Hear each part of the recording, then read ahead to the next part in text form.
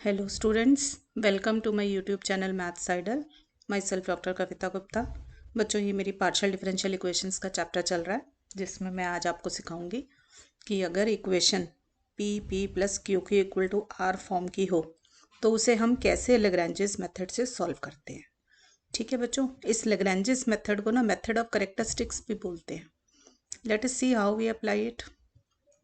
देखो बेटा, सबसे पहले तो ये पता होना चाहिए कि ये किस टाइप की इक्वेशंस को लेग्रांजेस मेथड जो है सॉल्व करता है। देखो, अगर आपकी इक्वेशन इस फॉर्म की हो p small p capital Q small q equal to r।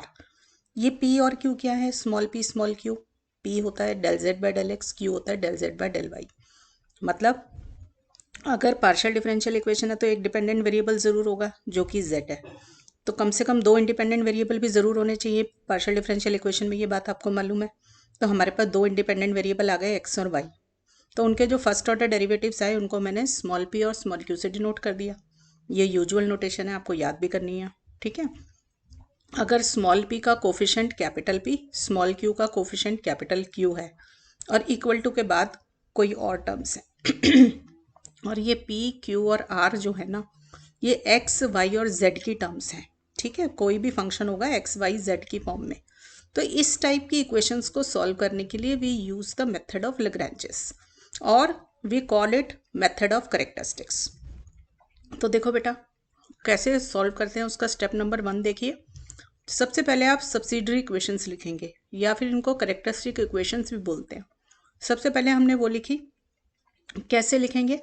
देखो, अगर आपके पास इक्वेशन है p small p q small q equal to r, इसका मतलब p स्मॉल p क्या है? Del z by del x, q क्या है? Del z by del y। ये फॉर्म है। तो डिपेंडेंट इंडिपेंडेंट वेरिएबल क्या है? dx। इधर इंडिपेंडेंट वेरिएबल क्या है? dy। और तीसरा डिपेंडेंट वेरिएबल है z। सॉरी, वेरिएबल अगर x है तो डेरिवेटिव dx है। तो हम पहले क्या करेंगे? dx dy dz लिख देंगे। अब dx की जैसे del z by del x है ना, तो इसका कोफिशिएंट कैपिटल P था ना, तो dx का कोफिशिएंट बन जाएगा कैपिटल P।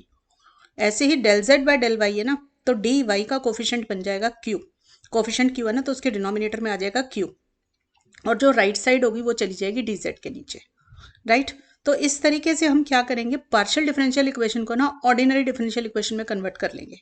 और अब हमें ऑर्डिनरी डिफरेंशियल इक्वेशन सॉल्व करनी आती है तो हम उसे सॉल्व कर देंगे।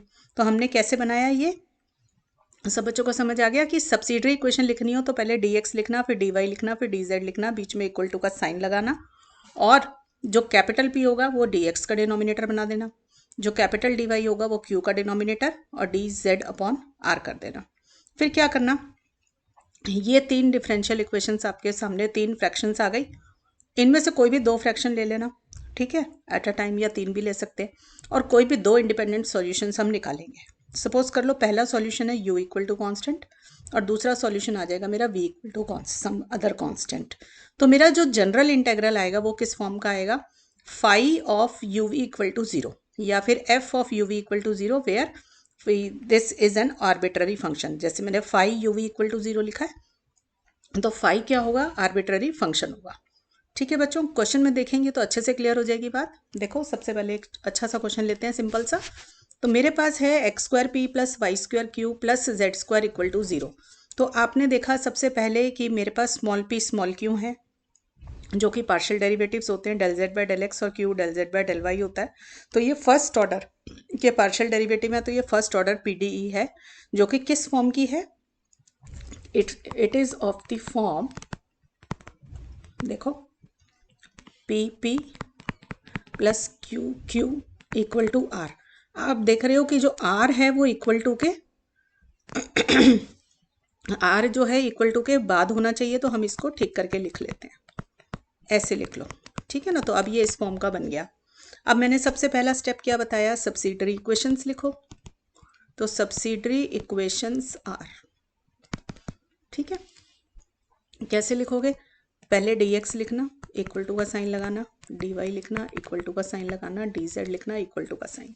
अब स्मॉल p का कोफिशिएंट है एक्स स्क्वायर, वो dx के नीचे लिखोगे। स्मॉल q का कोफिशिएंट है वाई स्क्वायर, वो dy के नीचे लिखोगे। और जो राइट साइड है आपकी वो dz के नीचे चली जाएगी। ठीक है बच्चों, तो पहला स्टेप तो पूरा हो गया। अब मुझे क्या करना है? दो सॉल्यूशंस फाइंड करने हैं। क्यों दो फाइंड करने? क्योंकि मेरे पास दो इंडिपेंडेंट वेरिएबल्स हैं। तो दो सॉल्यूशन फाइंड करने के लिए क्या करो, कोई भी दो इक्वेशंस लो। सपोज कर लो इसका नाम 1 है, इसका 2 है, इसका 3 है, ठीक है। तो फर्स्ट एंड सेकेंड रेशो ले लो, इम्प्लाइज मैंने कोई भी दो ले ली, ठीक है। तो मेरे पास क्या आ गया, ये आ गया। आप देख सकते हैं ये वेरिएबल सेपरेबल फॉर्म में के अंदर है आपकी। तो आप इसका सॉल्यूशन निकालने के लिए क्या करोगे, इंटीग्रेट बोथ साइड्स। तो हमने इंटीग्रेट करा, इसका सॉल्यूशन आया -1/x, इसका -1/y plus some constant of integration where c1 is the constant of integration. तो मेरे पास सॉल्यूशन आ गया बेटा 1/y - 1/x equal to c1। तो ये मेरा एक सॉल्यूशन निकल कर आ गया। मुझे ऐसे दो सॉल्यूशंस निकालने हैं। अब आप क्या करो, देखो कोई सी भी दो अदर बाकी की इक्वेशन ले लो। जैसे मैं ये सेकंड और थर्ड रेशो ले लेती हूँ। तो मैंने लिया second and third ratio gives, देखो dy upon y square dz upon -z²। इसका सॉल्यूशन फाइंड करना है तो इंटीग्रेट कर दो, ये आ गया। तो ये क्या आ जाएगा, -1/y इक्वल टू माइनस, अब ये प्लस हो जाएगा 1/z plus some other constant c2, ठीक है। तो हमारे पास क्या आ गया, 1/z of this is equal to this. Clear? तो अब दो सॉल्यूशन जब निकल जाएं आपके तो आप लिखेंगे जनरल इंटेग्रल। इंटेग्रल या general solution, general solution is phi of, जो भी ये c1 c2 आए ना आपके, ये लिखने होते हैं। Phi of c1 c2 equal to 0, ऐसे याद रख लो। तो ये जो दोनों आए हैं मेरे पास, एक c1 आया मेरे पास 1/y - 1/x और c2 आया 1/z - 1/y। तो phi of this comma this equal to 0, this is the general integral. बेटा एक चीज और है कि हम जनरल इंटेग्रल को किसी और तरीके से भी लिख सकते हैं। देखो कैसे, कोई भी एक सॉल्यूशन पहले ले लो, जैसे 1/y - 1/x। तो मैंने पहले इसको लिखा इक्वल टू आर्बिट्ररी फंक्शन, दूसरा वाला फंक्शन, ठीक है। तो याद रखना है first solution equal to phi second solution, ऐसे भी लिख सकते हैं। या फिर phi of first solution comma second solution equal to 0। या फिर किसी बच्चे ने इसको पहले 1/z - 1/y लिख दिया और फाई 1/y - 1/x लिख दिया, तो वो भी ठीक है। तीनों तरीके आपको मालूम होने चाहिए कि ये तीन तरीके होते हैं जनरल इंटीग्रल को लिखने के, ठीक है। लास्ट में जरूर लिख देना where phi is any arbitrary function, ठीक है। याद रखना है जनरल इंटीग्रल के अंदर पीडीई के अंदर जो है आर्बिट्ररी फंक्शन आ जाता है आपका, ठीक है। कंप्लीट इंटीग्रल होगा तो कांस्टेंट्स आते हैं, जितने इंडिपेंडेंट वेरिएबल्स होंगे उतने कांस्टेंट्स आते हैं, राइट। तो ये बेटा मेरा पहला क्वेश्चन हो गया। Let us have another question, ताकि हमारी अच्छे से प्रैक्टिस हो जाए। काफ़ी क्वेश्चंस कर लेंगे हम यहाँ पे। सपोज कर लीजिए आपकी इक्वेशन है ये, राइट। तो आप कैसे सॉल्व करोगे, देखो सबसे पहले तो रियलाइज करना है कि it is of the form p plus q equal to r। तो सब्सिडरी इक्वेशंस क्या आएंगी इसकी, देखो सब्सिडरी इक्वेशंस आर, सबसे पहले लिखना बेटा dx, फिर लिखना dy, फिर लिखा करो dz, बीच में इक्वल टू का साइन बना देंगे, ठीक है। अब dx के नीचे p का कोफिशिएंट, स्मॉल p का कोफिशिएंट है y - z, स्मॉल y का कोफिशिएंट है x - y और स्मॉल z का कोफिशिएंट है, और सॉरी राइट साइड है आपकी z - x, तो वो आ गई, ठीक है। अब देखो कोई भी दो इक्वेशन लेके सॉल्व करना है। सपोज कर लो आपका मन किया कि आप ये फर्स्ट और सेकंड रेशो ले लें। तो आप देखो फर्स्ट इक्वेशन के अंदर ऊपर dx है और सेकंड इक्वेशन में ऊपर dy है, पर नीचे फर्स्ट में z आपको दिखाई दे रहा है। तो मुझे तो वेरिएबल सेपरेबल टाइप नहीं बनेगी। जब मेरे पास dx dy है तो मेरा पूरा फंक्शन x और y का ही होगा, तभी मैं इंटीग्रेट कर पाऊंगी। अगर मैं कोई और दो लेती हूँ, सपोज कर लो dy dz ले लूँ, तो यहाँ पे x आ जाता है एक्स्ट्रा। तो इस तरीके से तो बात नहीं बनेगी जैसे मैंने ऊपर सॉल्व किया। अब हमें कोई स्ट्रैटेजी यूज़ करनी है। देखो अब हम फ्रैक्शंस की प्रॉपर्टीज़ यूज़ कर लेंगे। आप क्या करो, देखो जब आपको इस तरीके की टर्म्स दिखाई दे ना, y - z, x - y, z - x, थोड़ी सिमेट्री सी दिख रही है सबके पास, तो आप क्या करा करो, इनको ना एक बारी ऐड करके देखो जरा क्या होता है। देखो dx plus dy plus dz करो, ऐड करो, नीचे क्या आएगा y - z plus x - y plus z - x, यही आएगा ना आपके पास।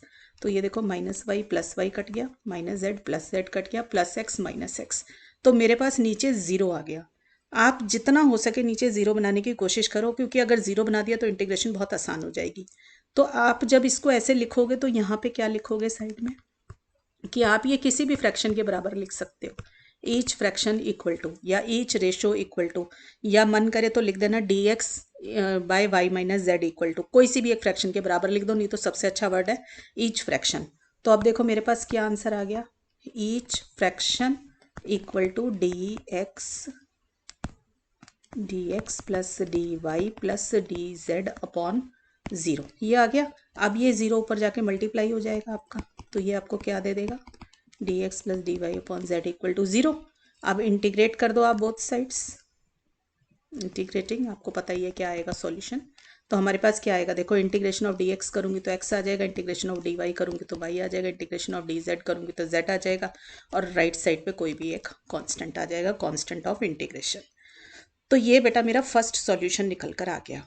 अब देखो बेटा ना बच्चों को ये रहता है, समझ नहीं आती बात कि एक तो किस तरीके से, तो किस लॉजिक से मैंने ये तीनों इक्वेशंस ऐड कर दी, d x plus d Y plus d z, और किस तरीके से ये नीचे ज़ीरो आ जाने से ये इन्फिनिटी बनना चाहिए, बच्चों को ऐसा लगता है। तो ये कौन सा लॉजिक है कि इस तरीके से हम इसको सॉल्व कर ले कि ज़ीरो को राइट साइड पे ले जाए। एक बारी समझ लोगे तो हमेशा के लिए समझ आ जाएगी। साइड में समझ लो, देखो मेरे पास ये तीनों फ्रैक्शंस हैं, d x upon D Y upon d Z upon, मैंने इन सबको सपोज कर लीजिए के मान लिया, क्योंकि तीनों फ्रैक्शंस बराबर है तो मैं इनको के मान सकती हूँ। तो अब देखो पहली फ्रैक्शन है d x upon y minus z, उसको के साथ इक्वेट कर लो, तो मेरे पास क्या आ जाएगा, d x equal to k y minus z. अब दूसरी फ्रैक्शन क्या है, D Y upon x minus y, ये भी के बराबर है, तो इसको भी मैंने के बराबर कर लिया। तो मेरे पास क्या आ गया, डी वाई इक्वल टू के एक्स माइनस वाई। अब थर्ड फ्रैक्शन क्या है मेरी, D Z upon Z minus x, तो मैंने लिखा D Z upon Z minus x, इसको के बराबर किया, तो मेरे पास क्या आ गया, के जेड माइनस एक्स। ठीक है बेटा, अब ये 1 2 और 3 ये तीनों जो है मेरी तीन इक्वेशंस बन गई। ठीक है, अब सपोज कर लो मैं आपसे कहती हूँ अब ऐड 1 2 एंड 3, आप इन तीनों को ऐड कर दो, देखो क्या आएगा, d x plus d Y plus d Z equal to k y minus k z. ठीक है, के कॉमन ही निकाल लो, कोई दिक्कत नहीं है, के कॉमन निकाला, वाई माइनस जेड, फिर प्लस सेकेंड इक्वेशन से आ जाएगा x minus y, third equation से आ जाएगा जेड माइनस एक्स। अब देखो ये भी तो ऐसे ही कट रहे हैं जैसे वहाँ कटे थे, तो मेरे पास क्या आ गया, d x plus d Y plus d Z equal to k into zero. ये जो ज़ीरो था ना, यही था यहाँ पे, d x plus d Y plus d Z upon zero equal to k, ये वाला ज़ीरो था। ठीक है बच्चों, तो आपको समझ आया कि ये जो मैंने नीचे ज़ीरो लिखा हुआ है, ये एक्चुअल में इसको इन्फिनिटी नहीं बना रहा, ये फ्रैक्शन था आपका। तो ये राइट साइड का जो भी आपका के, मतलब जैसे के से मल्टीप्लाई हुआ था ना, तो ये नंबर, तो ये राइट साइड वाला पोर्शन था जो मेरा नीचे आया हुआ था, राइट। तो मैं इसलिए इसको ऐसा कर सकती हूँ कि आप ये सोचा करो कि हम जैसे दो इक्वेशंस को प्लस कर लेते हैं, दो इक्वेशंस को माइनस कर सकते हैं, किसी नंबर से मल्टीप्लाई करके दूसरे में से माइनस कर सकते हैं, तो वो सब काम हम यहाँ पे कर पा रहे हैं। ठीक है, बट आप बार बार क्वेश्चन जो है इस वाली टेक्निक से, जो ये के वाली टेक्निक है, इससे सॉल्व नहीं करेंगे। ठीक है, आपको ये सीखना पड़ेगा इस तरीके से d x plus d Y plus d z type नीचे फ्रैक्शन को बनाना, क्योंकि आप फ्रैक्शंस की प्रॉपर्टी यूज़ करके इसको सॉल्व कीजिएगा, अदरवाइज आपको बहुत टाइम लग जाएगा क्वेश्चन को सॉल्व करने में, अगर आप इक्वेशंस बना के सॉल्व करेंगे। पर मैंने आपको लॉजिक समझा दिया कि ऐसा हम क्यों कर सकते हैं, राइट। तो बेटा मेरा इस क्वेश्चन में अब आ जाते हैं वापसी। तो हमने एक सॉल्यूशन तो निकाल लिया, अब मुझे एक और सॉल्यूशन निकालना है, अब और कुछ सोचना पड़ेगा। तो देखो जरा हम क्या कर सकते हैं, जैसे ये मेरी फर्स्ट है, सेकंड और थर्ड रेशो है। आप देखो बेटा इसके अंदर डी एक्स अगर ऊपर था तो नीचे था वाई माइनस जेड, अगर डी वाई ऊपर है तो नीचे है एक्स माइनस वाई, अगर डी जेड है तो नीचे है Z minus x. Meaning is कि जब डी एक्स है तो नीचे वाई माइनस जेड है बट एक्स नहीं है, मतलब एक्स मिसिंग है। जब ऊपर डी वाई है तो नीचे मेरे पास जेड नहीं है, जेड मिसिंग है। अब डी जेड ऊपर है तो नीचे जेड माइनस एक्स है, मेरे पास वाई नहीं है। तो जनरली ऐसे जब भी क्वेश्चन हो ना, तो जिस चीज़ की कमी हो ना उसी से मल्टीप्लाई कर दो। जैसे डी एक्स है, नीचे वाई माइनस जेड है, इसके पास एक्स नहीं है ना, तो मैं एक्स डी एक्स कर लूँगी, ऊपर नीचे x से मल्टीप्लाई कर दूंगी तो नीचे क्या आ जाएगा, x y minus x z. ठीक है, अब देखो प्लस, अब इस वाले में देखो सेकंड वाली रेशियो जो है आपके पास डी वाई, ये है x माइनस वाई, इसके पास z नहीं है नीचे डिनोमिनेटर में, तो डी वाई वाले को ऊपर z से मल्टीप्लाई कर दो तो z डी वाई नीचे आ जाएगा आपके पास मल्टीप्लाई होके z x minus z y, और साथ साथ ऐड करते जाओ। अब देखो थर्ड क्या है, थर्ड है मेरे पास डी जेड, नीचे है z माइनस एक्स, नीचे y नहीं है तो ऊपर y से मल्टीप्लाई कर दो और नीचे भी y से कर दो, तो y डी जेड तो ऊपर आ जाएगा, नीचे आ जाएगा y z minus y x. ठीक है, अब इसको देखो नीचे अगर जीरो आ रहा है तो हम ईच फ्रैक्शन लिख देते हैं, ये देखो ये आ गया, नीचे कट गया ना, तो यहाँ पे लिख दो ईच रेशो या ईच फ्रैक्शन, जो मन करे वो लिख देना, each fraction equal to this. तो मेरा आ गया x D x plus z d Y plus y D Z upon zero equal to each fraction, ये आ गया। ठीक है, ये ईच फ्रैक्शन मतलब एक तरीके से सपोज कर लो कि कोई सी भी एक फ्रैक्शन आपने सब्सटीट्यूट करी हुई है यहाँ पे, तो अब ये जीरो ऊपर जाके जीरो हो जाएगा। ठीक है, तो ये x D x plus z d Y plus y D z आपका जीरो आ गया। अब आपको इसको इंटीग्रेट करना है, तो देखो इसको कैसे इंटीग्रेट करेंगे, अभी मेरे पास जेड डी वाई है और इधर वाई डी जेड है, तो मैं इसको ऐसे लिख सकती हूँ d of y z equal to zero. क्यों लिख सकती हूँ, इधर देखो जरा ध्यान से, सब बच्चे साइड में, छोटी छोटी बातें समझ लोगे तो अच्छा रहेगा। देखो अगर मैं आपसे कहूँ डी वाई जेड है, इसका डेरिवेटिव निकालो, डेरिवेटिव निकालो वाई जेड का, तो क्या करोगे, प्रोडक्ट रूल लगाओगे, y as it is z का डेरिवेटिव लोगे तो d Z, plus z as it is y का डेरिवेटिव लोगे तो डी वाई। तो इसलिए y D Z plus z d y क्या है, डी ऑफ वाई जेड है। ठीक, तो अब इसको आप इंटीग्रेट कर लो, मैं लिख देती हूँ यहाँ पे इंटीग्रेटिंग, वी गेट, देखो x का एक्स स्क्वायर बाय टू आ जाएगा, डी ऑफ वाई जेड है, जब डेरिवेटिव लोगे तो खाली वाई जेड आ जाएगा आपके पास यहाँ पे, इक्वल टू सम कांस्टेंट से c2। तो मेरे दो सॉल्यूशन निकल गए, जब दो सॉल्यूशन निकल गए तो I can always write down general integral, तो जनरल इंटेग्रल इज, देखो f of c1 c2 equal to zero, मतलब first solution and second solution. देखो c1 क्या है मेरा ऊपर, ये रहा x plus y plus z, तो हमने नीचे लिख दिया f of x plus y plus z, और c2 क्या है, x square by two plus y z, two है ये। ठीक है, इक्वल टू ज़ीरो। आपने f लिया, g लिया, फाई लिया, साई लिया, जीटा लिया, कुछ भी ले लो, कोई भी आर्बिट्ररी फंक्शन आपको लेना है। ठीक है, तो जो दो सॉल्यूशंस आते हैं उनके जो कॉन्स्टेंट्स है ना, वो उसके बराबर जो भी वैल्यू होती है, जैसे c1 x plus y plus z के बराबर था तो वो लिख दिया मैंने, तो ये मेरा जनरल इंटेग्रल आ गया, where f is any arbitrary function. ठीक है बच्चों, तो ये मैंने क्वेश्चन यहाँ पे हर वैरायटी का क्वेश्चन आपको करा रही हूँ ताकि आपकी अच्छे से प्रैक्टिस हो जाए, राइट। अब थर्ड क्वेश्चन देखो, x square minus y z p plus Y square minus z x q equal to z square minus x y.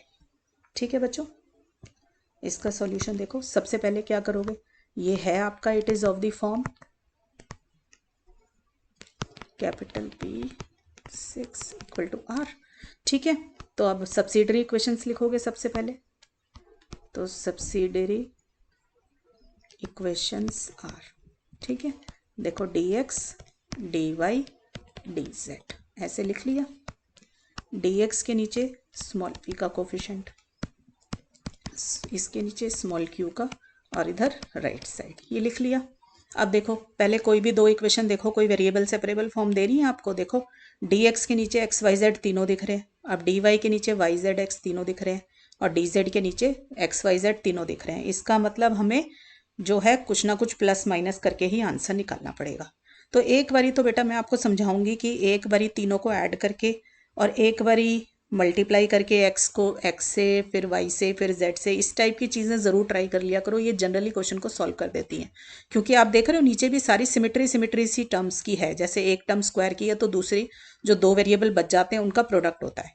ठीक है, तो ऐसी सिमिट्री वाली टर्म्स ना जनरली ऐड करने से कुछ बन जाता है या मल्टीप्लाई से, ये थोड़ा प्रैक्टिस से ज़्यादा अच्छे से क्लियर होता है। देखो जैसे मैं अगर आपको ये करूँ x D x plus y D Y plus z d z, तो नीचे देखो क्या बनेगा आपका, x cube minus x y z, y वाले को वाई से मल्टीप्लाई किया ऊपर नीचे तो y cube minus z x y, z वाले को किया तो z cube minus x y z. तो अभी ये मेरा ज़ीरो तो नहीं बना। अगर ये ज़ीरो नहीं बना तो राइट साइड पे हमें कुछ सोचना पड़ेगा कि क्या लिखना है। ठीक है, तो देखो ज़रा पहले देख तो लें एक बारी बना क्या है, उसी के हिसाब से दूसरी वाली साइड पे लिखेंगे। देखो ये बन गया मेरा x³ + y³ + z³ minus 3xyz। अब ये आपको पता है ना फॉर्मूला होता है ये हमारे पास, इसके अंदर तो हम उसको बना सकते हैं। तो देखो ये मेरा किसके बराबर होता है फॉर्मूला, अगर आपको याद है थोड़ी थोड़ी सी फ्रैक्शन ये फॉर्मूले, तो ये मेरा फॉर्मूला होता है x प्लस इसकी जो एक्सपेंशन होती है x + y + z, और इधर होता है x² + y² + z² minus xy minus xy yz और zx, ये होती है। तो अब आप देखो कि यहाँ पर राइट साइड पे कोई ऐसी टर्म लेके आओ जो इसको पूरे को काट दे। ठीक है, तो आप देखो आपकी जो ये वाली टर्म है ऊपर क्वेश्चन में देखो जरा, यहाँ पे x² - yz, y² - zx और z² - xy, ये यही वाली टर्म नहीं है नीचे वाली जो यहाँ पे जहाँ मेरी पेंसिल है। ठीक है ना, ये कैसे आएगी, तीनों को ऐड करके आ जाएगी। तो मैंने यहाँ पे राइट साइड पे क्या डाल दिया, dx + dy + dz। देखो मुझे पहले नहीं पता चल रहा था मुझे क्या डालना है। ठीक है, मैंने नीचे तक जब पहुंची हूँ तब मुझे समझ आया, तो मैंने तब डाल के देख लिया, तो मैंने इनको तीनों को ऊपर ऐड कर लिया। ठीक है, अगर ज़ीरो बन गया होता तो हम ईच फ्रैक्शन लिख देते, अदरवाइज कुछ ना कुछ और लिखना पड़ेगा आपको। तो मेरे पास ये आ गया यहाँ तक। ठीक है, यहाँ पर भी इसको मैं ऐसे लिख सकती हूँ, यही रहेगा सेम ही। ठीक है, इस स्टेप पे भी सेम ही आ जाएगा और ये यहाँ पे भी आ जाएगा। मैं यहाँ लिख देती हूँ dx + dy + dz अपॉन ये देखो x² + y² + z² minus xy minus yz minus zx। ठीक है, अब देखो ये पूरी टर्म इस पूरी टर्म से कट गई। अब आपने देखा कि यहाँ पर ज़ीरो बन गया है आपके पास। ठीक है ना देखो तो हमारे पास क्या आ गया, x dx + y dy + z dz, sorry zero नहीं बना, 1 बन गया, upon x + y + z equal to dx + dy + dz अपॉन कट गया, तो यहाँ पे 1 बन गया, ज़ीरो नहीं बना बेटा, 1 बना है। ठीक, अब इसको देखो, अब हमारे लिए इंटीग्रेशन आसान है। देखो इस पूरे को उठा के ऊपर ले जाते हैं डिनोमिनेटर को, और ये बन गया मेरा dx + dy + dz, cross multiply कर लिया। अब देखो बेटा दोनों तरफ इंटीग्रेट करना है आपको, यहाँ पे तो हो जाएगा x dx है तो इंटीग्रेट कर रही हूँ मैं। ठीक है, तो x dx का x²/2, y का y²/2, z का z²/2, ये तो ठीक है। अब इसको देखो ज़रा ध्यान से, यहाँ पे x + y + z, इसको मैं क्या लिख सकती हूँ, d को कॉमन निकाला, x + y + z। ठीक है, इसका इंटीग्रेशन अभी रह रहा है तो इसको अभी करना है। तो देखो इसको कैसे इंटीग्रेट करेंगे। देखो अगर किसी बच्चे को वैसे तो समझ आ गया होगा कैसे करेंगे, नहीं समझ आया तो इसको ऐसे किया करो, late x + y + z = t। ठीक है, तो d of x + y + z हो गया dt। ठीक है, तो ये यहाँ पे किसके बराबर हो गया, x + y + z की जगह मैंने t लिख दिया और इसकी जगह मैंने dt लिख दिया। तो इसका इंटीग्रेशन क्या होगा, t²/2 प्लस सम कांस्टेंट, और t क्या है मेरा, x + y + z, तो ये आ जाएगा। ठीक है, तो ऊपर वाली टर्म भी नीचे उतार लेते हैं अब, तो मेरा ये फाइनल सॉल्यूशन आ गया। राइट, अब देखो 2 मेरे पास सबके पास आया हुआ, तो मैं सारी जगह से 2 को कैंसिल कर सकती हूँ। ठीक है, तो ये आ जाएगा। ठीक है, अब 2c1 हो गया, तो इसकी जगह पे मैं सम अदर कांस्टेंट से c' लिख दिया, क्योंकि कांस्टेंट में कांस्टेंट मल्टीप्लाई करोगे तो कांस्टेंट ही रह जाएगा। तो दिस बिकम्स माय सॉल्यूशन। और अभी आप इसको थोड़ा सा ठीक करके और क्या लिख सकते हैं, क्योंकि आपको पता है कि ये देखो ये एज इट इज़, और इधर आ जाएगा x + y + z का स्क्वायर अगर आप खोल दें तो a² + b² + c² + 2ab 2bc 2zx। ठीक है, तो ये आपस में सारी टर्म्स कट जाएंगी, तो सॉल्यूशन और आसान हो गया। इसको अभी 2c' ही लिख लो, 2c1 ही लिख लो फिर तो, है ना, क्योंकि 2 चला जाएगा इससे। तो ये आ जाएगा xy + yz + zx = -c1। ठीक है, अब -c1 को you can write as c', तो मेरा ये सॉल्यूशन आ जाएगा। क्लियर बच्चों, यहाँ पर 2 सॉल्यूशन आ गए आपके पास, तो आप जनरल इंटीग्रल लिख सकते हैं। तो general integral is f of, देखो मेरा पहला सॉल्यूशन, अच्छा अभी एक ही सॉल्यूशन निकला, रुक जाओ, अभी एक ही सॉल्यूशन निकला, अभी दूसरा और निकालना है। ठीक है, तो ये मेरा फर्स्ट सॉल्यूशन आ गया। अब सेकंड सॉल्यूशन निकालना है। मैं एक बारी नीचे अपनी सब्सिडरी इक्वेशंस को वापस उतार लूँ जरा। ये देखो, ये थी। अब कुछ और स्ट्रेटजी सोचनी पड़ेगी दोबारा से निकालने के लिए। तो आप ये देखो जरा, मैं अगर फर्स्ट टू इक्वेशंस को माइनस करूं तो क्या होता है, एक्स को मैंने ऐसा इसलिए सोच लिया क्योंकि x square y square term दिख रही थी, मुझे पता था कि अगर a square minus b square type में फॉर्मूला बना सकती हूँ, इसलिए मैंने थोड़ा सा सोच लिया। ठीक है, तो मैंने ऐसे कर लिया। ऐसे कोई और दो भी माइनस कर सकते हैं क्योंकि वो भी a square minus b square type formula बनाएंगी, फैक्टराइज होके मुझे कुछ दे सकती हैं, तो मैंने सोच लिया। बाकी बेटा थोड़ी थोड़ी चीज़ें ये प्रैक्टिस से ही आएंगी इसके अंदर। वैसे मैं आपको बता दूं, कोई दो इक्वेशन माइनस करना, तीनों को ऐड करना, x D x Y D y z d z को ट्राई करना, इस टाइप की जो 3-4 चीज़ें हैं इनको थोड़ा सा याद करें कि ये वाली हमारी फॉर्म्स बना देते हैं अच्छे से, तो उनसे आपका क्वेश्चन आसानी से सॉल्व होने लग जाएगा। तो अब देखो ये क्या बना, देखो मैं ऊपर d x minus d y को लिख देती हूँ d of x minus y, नीचे मेरा x square minus Y square वाली जो ये टर्म है ये बना देगी x minus y x plus y, और दूसरा जो है ये वाई जेड वाली जो टर्म है इसमें से मैंने जेड को कॉमन निकाला तो एक्स माइनस वाई आ गया। ठीक है, मैंने माइनस वाई जेड और जेड एक्स में से कॉमन निकाला तो जेड आ गया। अब ऐसे ही इधर करूँगी मैं, ये देखो, तो y minus z y plus z तो y square minus z square ने दे दिया, और जो ये minus z x plus x y है इसमें से मैंने एक्स कॉमन निकाला तो मेरे साथ आ गया वाई माइनस जेड। ठीक है, अब देखो जरा, d of x minus y है। अब नीचे मैंने एक्स माइनस वाई को पूरे को कॉमन निकाल लिया तो मेरे पास आ गया ये। ऐसे ऊपर देखो, यहाँ पर y माइनस जेड को कॉमन निकाला तो x plus y plus z आ गया, तो पूरा का पूरा कट गया आपके पास। ठीक है, तो मेरे पास आया d of x minus Y upon x minus y. अब d of y minus z upon y minus z, देखो जो नीचे है उसी का डेरिवेटिव ऊपर है, वो डेरिवेटिव वाली डी एक्स टाइप टर्म ऊपर है, तो बड़े आराम से मैं इंटीग्रेट कर सकती हूँ। ठीक है, तो इंटीग्रेटिंग बोथ साइड्स, देखो तो मेरे पास आ गया d of x minus Y upon x minus y integration d of y minus z upon y minus z. अब देखो बहुत आसानी से बेटा इसको जब कर रहे हो ना तो ऐसे किया करो मन में, देखो मेरे पास ये है, इसको अपने मन में सोच लो कि ये x है, ठीक है, और ये x है, तो डी एक्स अपॉन एक्स क्या होता है इंटीग्रेशन में, 1 अपॉन एक्स का इंटीग्रेशन लॉग एक्स है ना, तो यहाँ पे क्या आ जाएगा log of x minus y. ठीक है, ऐसे इधर देखो यहाँ क्या आ जाएगा log of y minus z. जब लॉग लॉग आ रहे होते हैं तो हम कांस्टेंट भी लॉग की फॉर्म में ले लेते हैं, तो मैंने ले लिया लॉग ऑफ c2। ठीक, तो यहाँ से मेरे पास क्या आ जाएगा x माइनस वाई लॉग, ये इधर ले आए, ये आ जाएगा इक्वल टू लॉग c2। ठीक, तो आपको पता है लॉग की प्रॉपर्टी, लॉग माइनस हो रहे हो तो नंबर डिवाइड हो जाते हैं, तो ये आ जाएगा। सो this is my second solution. ठीक है, तो जब यहाँ तक आंसर निकाल लिया तो हम लिख सकते हैं अपना general integral is phi of first solution बेटा मेरा आया था x y plus y z plus z x equal to c dash. ठीक है, तो एक तो ये आ जाएगा, दूसरा x minus Y upon y minus z equal to 0। So this is my solution general integral in this question. Clear है बच्चों? और देखो बेटा क्वेश्चंस थोड़े प्रैक्टिस से आएंगे। X z square minus Y square p plus y x square minus z square q equal to z y square minus x square. ठीक है, इसको करना है। सबसे पहले बेटा सब्सिडरी इक्वेशंस लिखोगे, तो सब्सिडरी इक्वेशंस आर, देखिए d x d y D z, ऐसे ही सिखाया आपको। तो इसके नीचे एक्स पी का कोफिशिएंट, यहाँ पर वाई का कोफिशिएंट और नीचे जेड का कोफिशिएंट, सॉरी राइट साइड ये आ गया।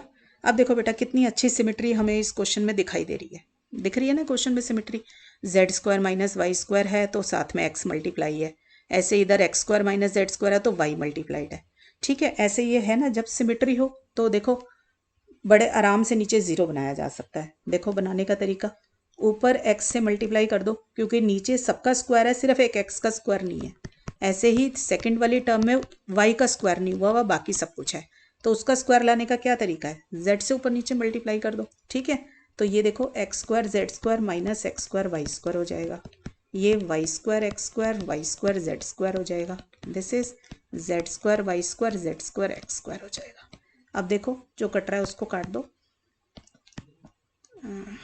प्लस है, ठीक है, और ये दिस वन, राइट, कट गया। तो सारा जीरो आ रहा है, जब सारा जीरो आ रहा हो तो साइड में लिख दिया करो ईच फ्रैक्शन इक्वल टू, ठीक। तो मेरे पास क्या आ गया बेटा, x D x plus y D Y plus z d Z upon zero equal to each fraction, ठीक है। तो ये जीरो बेटा ऊपर चला जाएगा तो आपका जीरो बना देगा, तो मेरे पास बच जाएगा x D x plus y D Y plus z d Z equal to zero. अब इंटीग्रेट कर लो, देखो एक्स का integration x square by two, y का integration y square by two, z का z square by two equal to constant. तो ये आ जाएगा x square plus Y square plus z square equal to 2c1, उसकी जगह मैंने कांस्टेंट डाल दिया कोई और c डैश, राइट। तो this is my first solution. अभी मुझे सेकंड सॉल्यूशन भी निकालना है, तो let me write down the equations again. एक बारी मैं दोबारा से सब्सिडियरी इक्वेशन लिख लूँ। ये देखो मेरे पास है ये दिस वन। अब देखो कैसे सॉल्व होंगी ये इक्वेशंस। देखो एक पहचान और बता रही हूँ आपको, हमेशा काम आएगी। जब ये ऐसे अलग से रखे हुए हो ना एक्स वाई और जेड, तो क्या किया करो, इनको ना ऊपर चढ़ा लिया करो। देखो डी एक्स अपॉन एक्स नीचे रह गया z square minus Y square, d Y upon y नीचे रह गया x square minus z square, ऐसे ये रह गया डी जेड अपॉन जेड नीचे रह गया y square minus x square. ये टेक्निक भी ना बेटा बहुत क्वेश्चंस में काम आएगी। जब कोई चीज़ ऐसे अलग सी पड़ी हो ना और सिमेट्री दिखाई दे रही हो क्वेश्चन के अंदर, तो उसको ऊपर चढ़ा लो। अब देखो ऐड करो तीनों को, देखो d x by x plus d Y by y plus d Z by z, देखो नीचे क्या आएगा, z square minus Y square x square minus z square y square minus x square, add कर दिया। देखो plus x square minus x square plus Y square, cut गया सारा, zero आ गया। जीरो आ रहा है तो फिर से लिख लो ईच फ्रैक्शन, ठीक है। तो मेरे पास क्या आ गया, देखो नीचे डिनोमिनेटर जीरो बन गया, तो ये ऊपर जाके फ्रैक्शन को जीरो बना देगा, ईच फ्रैक्शन को, ठीक है। तो मेरे पास आ गया ये, राइट। अब इंटीग्रेट कर लो बेटा, देखो 1/x का इंटीग्रेशन log x, 1/y का log y, इसका log z, ठीक। तो मेरे पास आ गया log x y z तीनों मल्टीप्लाई, इसको c1, तो log c2 ले लेते हैं, ठीक है। तो यहाँ से सॉल्यूशन बेटा मेरे पास क्या आ गया, x y z equal to c2। So this is my second solution, clear, where c2 is an arbitrary constant. तो I can write down the general integral as phi of, ये एक सॉल्यूशन था, दूसरा सॉल्यूशन मेरा आया था ये x square plus Y square plus z square, ठीक है, equal to zero, where phi is any arbitrary function. तो ये मेरा बेटा जनरल इंटेग्रल है। एक बात और बताना चाहूँगी कि ये जो x y z equal to c2 आया है और जो ऊपर सॉल्यूशन आया था x square plus Y square plus z square equal to c1, ये दोनों को हम बोलते हैं करेक्टरिस्टिक कर्व्स। ये हमारे करेक्टरिस्टिक कर्व्स निकले हैं, ठीक है, क्योंकि मेथड का नाम मेथड ऑफ करेक्टरिस्टिक्स भी है, लेग्रेंजिस मेथड भी बोलते हैं और मेथड ऑफ करेक्टरिस्टिक्स भी बोलते हैं, दोनों बोलते हैं, ठीक है। तो ये जो निकल कर आते हैं करेक्टरिस्टिक इक्वेशंस को जो सॉल्व करके सॉल्यूशन मिलता है उसको हम करेक्टरिस्टिक कर्व्स बोल देते हैं। तो you should be aware of this term, right. So let me look for other questions. देखो नेक्स्ट है x plus 2zp plus 4zx minus Y Q equal to 2x square plus Y, ठीक है। तो सबसे पहले बेटा सब्सिडियरी इक्वेशंस लिखोगे। Subsidiary equations are dx upon x plus 2z dy upon 4 है 4zx minus Y dz upon 2x square plus Y, right. ये आ गया आपके पास। अब देखो इसमें तो सिमेट्री भी नहीं दिखाई दे रही, ठीक है ना। तो अब कैसे सोचें थोड़ा सा बनाने के लिए, देखो इधर 4zx है, ठीक है, और हमारे पास इधर 2z है, तो इसको 4zx अगर मैं बना पाऊँ तो ये इधर x बच जाएगा और इधर y बच जाएगा, तो हमारे पास x और y की टर्म बच के वेरिएबल सेपरेबल हो सकता है थोड़ा सा बन जाए। तो मैं इस 2z को ना 4zx बनाने की कोशिश कर रही हूँ, तो इसके लिए 2x से मल्टीप्लाई करना पड़ेगा। तो मैंने क्या किया, 2x से मल्टीप्लाई कर ली ऊपर वाली टर्म, ऊपर और नीचे दोनों तरफ। तो 2x से मल्टीप्लाई करूंगी तो नीचे 2x² प्लस 4zx बन गया। अब इस वाले 4zx माइनस वाई को अगर मैं इधर डालूंगी तो काटने के लिए 4zx को zx से माइनस करना पड़ेगा, तो मैंने माइनस किया dy, तो नीचे आ गया -4zx प्लस वाई। तो इससे मेरा ये तो कटा, और आप देख रहे हो 2x² प्लस वाई बच गया मेरे पास, और वो 2x² प्लस वाई मुझे यहाँ पे भी दिखाई दे रहा है dz में भी, है ना। तो मैं क्या करती हूँ, -dz कर दूंगी, तो इधर -2x² माइनस वाई भी आ जाएगा। तो मेरा नीचे सारा डिनोमिनेटर जो है वो 0 बन जाएगा। देख रहे हो, ये इससे कट जाएगा और ये इससे कट जाएगा। ठीक है, तो मैं इसको अगर सारा 0 बन रहा है तो मैं लिख देती हूँ ईच फ्रैक्शन, राइट। तो मेरे पास आ गया बेटा 2x dx minus dy minus dz equal to 0 आ गया। अब आराम से इंटीग्रेट हो जाएगा। देखो 2x का इंटीग्रेशन x²/2, y का ये आ जाएगा, z का दिस वन कांस्टेंट, राइट। तो मेरा एक सॉल्यूशन बेटा यहाँ से निकल कर आया x² minus y minus z equal to c1। So this is my first solution. c1 लिख लो या c लिख लो, तो मैं इसको ऐसे भी लिख सकती हूँ, राइट। अब देखो दूसरा सॉल्यूशन निकालना है, ठीक है ना। तो अब पहले इसको उतार लें जरा एक बारी दोबारा से। देखो ये है। अब देखो बेटा, इस क्वेश्चन में तो कहीं कोई सिमेट्री नहीं दिख रही, तो अब एक और टेक्निक आपको बताती हूँ क्वेश्चंस कैसे सॉल्व होंगे। नई टेक्निक थी इसीलिए क्वेश्चन लिया। देखो जब ऐसे कोई समझ नहीं आ रहा, प्लस करें माइनस करें मल्टीप्लाई करें, कुछ नहीं समझ आ रहा, तो आपके पास एक और तरीका भी होता है। जो आपका फर्स्ट सॉल्यूशन निकला, you can use that solution in the next, in finding the next solution. तो देखो जरा, ये x² यहाँ पर आया हुआ है।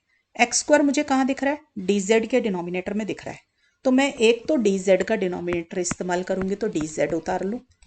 दूसरा कोई भी एक और फ्रैक्शन उतार लो, क्योंकि z और x दिख रहे हैं, तो मैंने दूसरा सपोज कर लो ये उतार लिया, ठीक है। मतलब I consider first and third ratio, ठीक। थर्ड रेशो तो मैंने इसलिए ली क्योंकि उसमें x² मुझे दिख रहा था और मैं उसको यूज कर सकती थी, ठीक है। यहां से आप ये टेक्निक भी जरूर याद रखें कि आप फर्स्ट सॉल्यूशन को सेकंड में इस्तेमाल कर सकते हैं। देखो x² मुझे पता चल चुका है वो c1 plus y plus z के बराबर है, तो मैं यहां पर उसका इस्तेमाल कर लूंगी, ठीक है। ये टेक्निक भी याद रखें बच्चों, जब फंस जाते हैं तो पहले सॉल्यूशन को दूसरे सॉल्यूशन में इस्तेमाल कर लें, ठीक।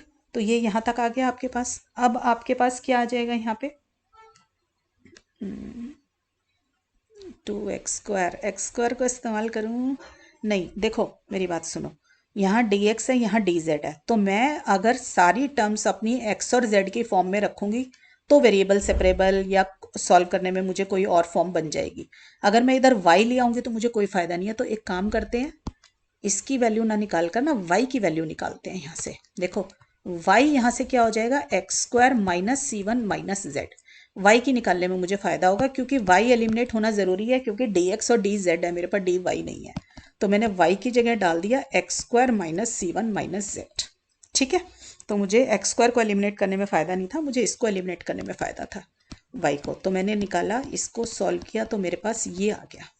अब देखो बेटा, अब मेरे पास जो दो इंटीग्रल बचे हैं ये दोनों x और z में बच गए हैं, ठीक है ना। तो x और z में तो मैं इसको सॉल्व कर पाऊंगी। तो अब देखो जरा, क्या ये होमोजीनियस बन रहा है, वेरिएबल सेपरेबल बन रहा है, क्या बन रहा है। तो ना तो होमोजीनियस बन रहा, ना वेरिएबल सेपरेबल बन रहा। तो हम ऐसे क्वेश्चंस में जरूर ट्राई करते हैं कि क्या ये एग्जैक्ट बन सकती है, ठीक है। तो देखो मैं पहले इसको क्रॉस मल्टीप्लाई कर लूँ जरा, ये देखो, तो ये एज इट इज ये आ जाएगा, ठीक है। तो इसको एग्जैक्ट की फॉर्म अगर आपको याद है तो मैं इसको इधर उठा लाती हूँ। देखो ये हो गया। मैं थोड़ा सा एक बारी एग्जैक्ट आपको याद करा दूं कि एग्जैक्ट डिफरेंशियल इक्वेशन क्या होती थी। देखो, if the equation is of the form mdx plus ndy equal to 0 and del m by del y is equal to del n by del x हो, then the equation exact होती थी, ठीक है। अगर इक्वेशन एग्जैक्ट होती थी तो solution क्या होता था, देखो mdx उतारो, ndy भी उतार लो, पूरा का पूरा जो mdx प्लस ndy फॉर्म है ना, पूरा का पूरा उतारो, कांस्टेंट के बराबर करो, m वाले में तो लिख दो y इक्वल टू कॉन्स्टेंट, और n वाले में इंटीग्रल में कौन सी वाली टर्म्स लेते हैं, टर्म्स नॉट कंटेनिंग x। ठीक है, तो क्या होता है, आराम से इंटीग्रेट हो जाता है। तो याद रखना है, देखो एग्जैक्ट के लिए क्या करना है, अगर equation M D x plus N D Y है तो क्रॉस पार्शियल निकालते हैं बेटा। देखो m के साथ dx लिखा है ना, तो डेरिवेटिव लेंगे with respect to y, partial derivative लेंगे with respect to y। n के साथ dy लिखा है ना, तो पार्शियल डेरिवेटिव लेंगे विद रिस्पेक्ट टू x। ठीक है, अगर ये दोनों बराबर आ गए तो इक्वेशन एग्जैक्ट है। तो सॉल्यूशन क्या होगा, देखो ये जो m D x plus N D y equal to zero लिखा है ना, इसी को दोबारा उतार लो, m D x plus N D y equal to, क्योंकि इंटीग्रेट करूंगी तो जीरो की जगह पे अब कांस्टेंट आ जाएगा यहाँ पे, क्योंकि कांस्टेंट ऑफ इंटीग्रेशन डलेगा। ठीक है, बस एम डी एक्स को जब इंटीग्रेट करो तो y को कांस्टेंट मान लो, y को कांस्टेंट मानेंगे तो x की टर्म्स तो हम आराम से इंटीग्रेट कर पाएंगे। और एन डी वाई में n की सिर्फ वो टर्म्स लेनी है जिसमें x नहीं होगा, मतलब सिर्फ y की टर्म्स आएंगी, x की नहीं आएंगी। तो अगर खाली y की टर्म्स आएंगी तो मैं dy भी आराम साथ में है तो मैं आराम से इंटीग्रेट कर लूंगी विद रिस्पेक्ट टू y। ठीक है, तो मैं क्या करती हूँ, एक बारी जो हमारा ऊपर का आंसर है ना, ये वाला जो मेरी ये वाली इक्वेशन है दिस वन, इसको ना एक बारी हम देखते हैं कि क्या ये हमारा एग्जैक्ट है। तो हमने क्या किया, इसको एक बारी पहले नीचे उतार लेती हूँ मैं। देखो from 1 3x² minus z minus c1 dx plus आपके पास है इंटीग्रेशन नहीं है, सॉरी माइनस है, minus x plus 2z dz equal to 0, ये है मेरे पास। तो देखो बेटा, जो dx का कोफिशिएंट होता है उसका तो इंटीग्रेशन, ये मेरा m है, जो दूसरे वाला है ये मेरा n है। ठीक है, मैं लिख भी देती हूँ, m is 3x² minus z minus c1, और n है आपके पास minus x minus 2z, minus sign भी कवर करना है क्योंकि m D x plus N D y equal to 0 form होती है। ठीक है, तो क्या बताया आपको, m का डेरिवेटिव लो दूसरे वाले वेरिएबल के रिस्पेक्ट में, क्रॉस पार्शियल, जैसे यहाँ पे z लिखा हुआ है ना, तो del M by del Z निकालेंगे, और n का डेरिवेटिव किस पे लेंगे, जो दूसरे का वेरिएबल है इंडिपेंडेंट, उसको लेंगे, तो ये del N by del X निकलेगा। ठीक है, तो del M by del Z निकालोगे तो क्या आएगा, इधर से -1, और del N by del X निकालोगे तो क्या आएगा, -1। तो आपने देखा del M by del Z जो है del N by del X के बराबर आ गया। अगर ये बराबर है इसके तो ये इक्वेशन एग्जैक्ट है। अगर ये इक्वेशन एग्जैक्ट है तो सॉल्यूशन क्या निकल कर आएगा मेरा, देखो तो मेरा सॉल्यूशन हो जाएगा, मैंने जैसे आपको यहाँ बताया कि पहले पूरी पूरी इक्वेशन दोबारा लिख लो और फिर उसमें से देखेंगे। देखो मेरी पूरी इक्वेशन थी ये 3x² minus z minus c1, पूरी इक्वेशन उतार लो और इंटीग्रेशन का साइन लगा लो। दूसरा ये वाला, ये है ना, पूरा का पूरा साइन भी लगा लो और इक्वल टू कांस्टेंट। अब देखो क्या बताया आपको, इसको करते समय दूसरे वाले को कांस्टेंट मानना है, जैसे ये dx है ना, तो दूसरा वाले का क्या है इंडिपेंडेंट वेरिएबल z, तो z को कांस्टेंट मानना है। और जब इसको करेंगे ना तो इसमें टर्म्स नॉट कंटेनिंग, देखो अगर ये dz है ना तो नॉट कंटेनिंग x आएगा, मतलब दूसरे वाले का। इसमें ना याद रखना क्रॉस होते हैं कि अगर dz की बात करें तो x लिखना है, x की बात करें तो z लिखना है, तो टर्म्स नॉट कंटेनिंग x लिखना है। तो आपका ये जो x है ना ये नहीं आएगा क्योंकि इसमें x था, तो जो x वाली टर्म होंगी उनको छोड़ दो, बाकी सारा रह जाएगा। तो मेरा सिर्फ -2z रह गया। ठीक है, अब कर लो इसको। देखो अगर z को कांस्टेंट माना है तो इंटीग्रेशन बहुत आसान है, x² का integration x³/3 minus z constant है एज इट इज रह जाएगा, साथ में इंटीग्रेशन का dx से x आ जाएगा, ऐसे c1 x आ जाएगा। और इधर देखो टर्म्स नॉट कंटेनिंग x था dz, तो -2z का integration z²/2 equal to c1 है तो इधर c2 कर लो। ठीक है, चलो ये मेरा सॉल्यूशन आ गया। तो मेरे पास सॉल्यूशन आया x³ minus zx minus c1x minus z² equal to c2। अब क्या करो, ये c1 की जो वैल्यू ऊपर क्वेश्चन में आपने यूज करी थी ना फर्स्ट वाले सॉल्यूशन से, उसको रिप्लेस कर दो। c1 था बेटा मेरा x² minus y minus z, इसको रिप्लेस कर दो। ठीक है, तो ये आ जाएगा x³ minus zx minus x³ minus minus plus xy minus minus plus xz minus z² equal to c2। ठीक है बेटा, तो ये x³ से x³ कट गया, माइनस zx से प्लस zx कट गया, तो मेरा सॉल्यूशन आया xy minus z² equal to c2। तो मेरे दोनों सॉल्यूशन निकल गए बेटा। तो फाई ऑफ, ये जनरल इंटेग्रल होगा, general solution is phi of xy minus z², और इधर आ जाएगा x² minus y minus z equal to c2। ठीक है बच्चों, तो this is how we can solve by using exact. मैंने ये इसीलिए कराया कि बच्चों को ये पता चल जाए, आगे जाके एग्जैक्ट भी बन जाती है इक्वेशन, राइट। और देखो क्वेश्चन,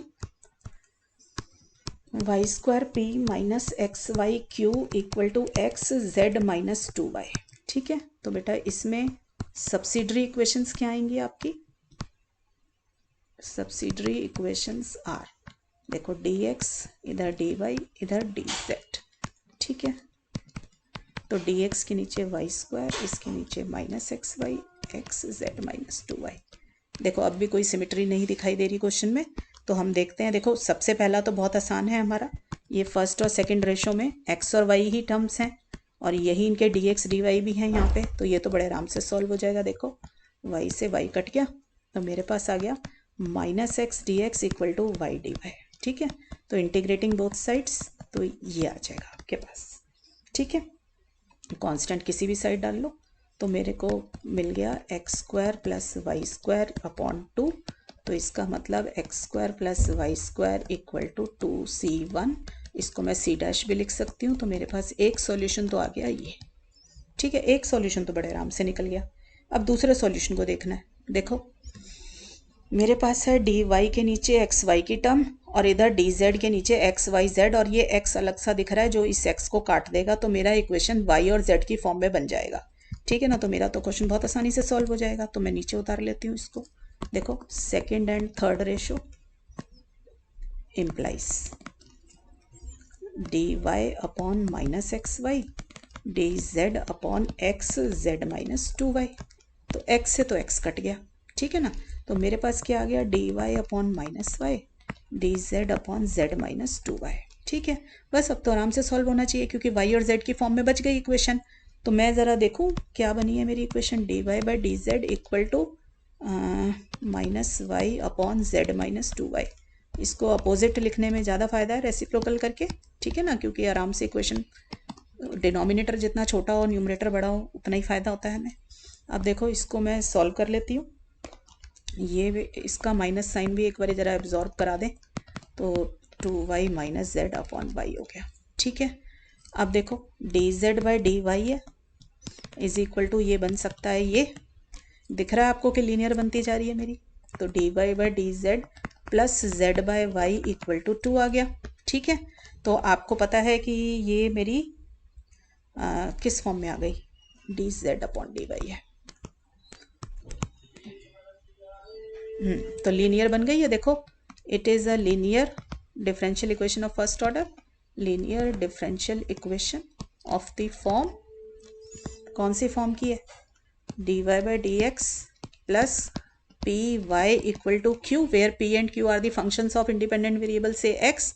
तो सॉल्यूशन इंटीग्रेटिंग फैक्टर कैसे निकलता है हमारा इसके अंदर, ई इंटीग्रेशन पी डी एक्स, और सॉल्यूशन क्या होता है, y into integrating factor equal to constant plus right side into integrating factor, यही होता है। तो मेरे पास अब की बारी इक्वेशन क्या है बेटा, देखो हमारी जो इक्वेशन है, ये मैंने कॉन्सेप्ट लिख दिया कि ये लीनियर डिफरेंशियल इक्वेशन हो तो ऐसे सॉल्व करते हैं। तो मेरी इक्वेशन क्या है, D Z by D Y plus 1 by Y into Z equal to 2, ये है। यस, तो देखो सबसे पहले इंटीग्रेटिंग फैक्टर क्या होता है, कोफिशिएंट ऑफ डिपेंडेंट वेरिएबल जो होता है आपका, उसको इंटीग्रेट करना है ई की पावर में। तो ई 1 बाय वाई का लॉग वाई, तो इंटीग्रेटिंग फैक्टर आ गया वाई। तो सॉल्यूशन क्या होगा बेटा, सॉल्यूशन कैसे याद कराया आपको कि dependent variable into integrating factor equal to constant plus right side into integrating factor, यही होता है। तो डिपेंडेंट वेरिएबल इस क्वेश्चन में क्या है, देखो D Z by D Y है, तो Z is the dependent variable, तो जेड इधर आ जाएगा, इंटीग्रेटिंग फैक्टर आया Y equal to constant plus right side कितनी है 2 multiplied by integrating factor D Y. ठीक है, तो मेरे पास क्या आ जाएगा, कांस्टेंट प्लस 2y की जगह वाई स्क्वायर बाय 2, इस कांस्टेंट का कोई नाम दे दो, अब C2 दे देते हैं, तो ये आ जाएगा वाई जेड, राइट। ये कैंसिल हो गया, तो मेरे पास सॉल्यूशन आ गया y z minus Y square equal to C2। Clear, तो दोनों सॉल्यूशन निकल गए, तो I can write down the general integral. तो general integral is f of, बेटा ऊपर जो मेरा सॉल्यूशन आया था दैट इज दिस वन, और नीचे जो सॉल्यूशन आया है yz minus Y square where f is any arbitrary function. तो बेटा इस तरीके से मैंने वेरिएबल सेपरेबल का भी क्वेश्चन आपको करा दिया, एग्जैक्टनेस का भी करा दिया और जो है लीनियर का भी करा दिया। जनरली इन 3-4 चीज़ों से, एग्जैक्टनेस से, वेरिएबल सेपरेबल या ये लीनियर, इनसे आपके क्वेश्चंस जो हैं सॉल्व हो जाते हैं आराम से। ठीक है, सो मैंने काफ़ी क्वेश्चंस बेटा आपको ट्राई करा दिए, बाकी की आप प्रैक्टिस करते रहें। बाकी तो it is a matter of practice only. जितनी प्रैक्टिस करोगे उतना आसानी से काम हो जाएगा आपका। ठीक है, सो पढ़ाई करते रहें बच्चों। अब नेक्स्ट उसके अंदर मैं आपको और एक डिफरेंट फॉर्म करा दूंगी नेक्स्ट लेक्चर के अंदर। सो टिल देन बच्चों पढ़ाई करते रहें। All the best.